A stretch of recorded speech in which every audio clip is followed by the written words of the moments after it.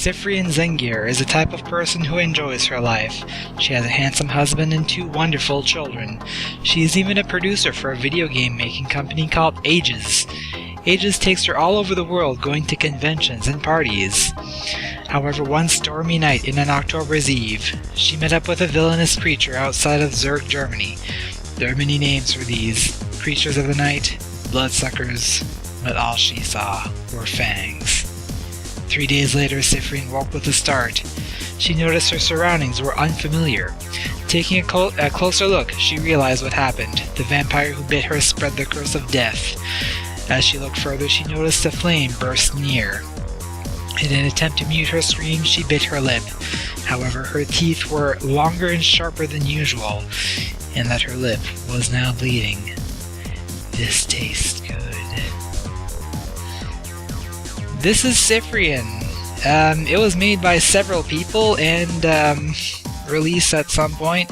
2001. This game was made by Kayan, Ross, and Koji for a Day of Zooks back in 2001.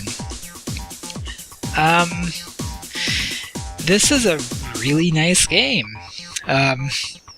Especially considering that it was made in, 24 hours. It's pretty solid, I think. So let's look at the game, shall we? The graphics are pretty good, especially for the time that this was made. I would call them pretty excellent. The sounds are very interesting, such as that, and I quite enjoy the music. So let's look at the gameplay, shall we? So this is a platforming game.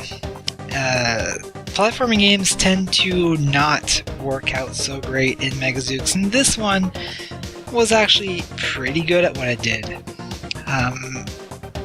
This game has double jump, you can also throw knives, and you also have an ability eventually to be able to run forward and flinging enemies ahead. So the first level is basically just a platforming test. Try to catch as many skulls as you can, and then you get to play a slot machine more or less akin to the one in Super Mario Bros. 2. Afterward, you get to fight some angels in order to return to your human form. And this is where the game starts to get pretty interesting.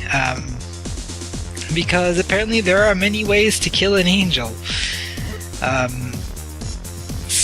How you will usually do it is either throw an angel into a spike in the wall, spikes on the floor, or crucify them on one of the crosses that you'll find around.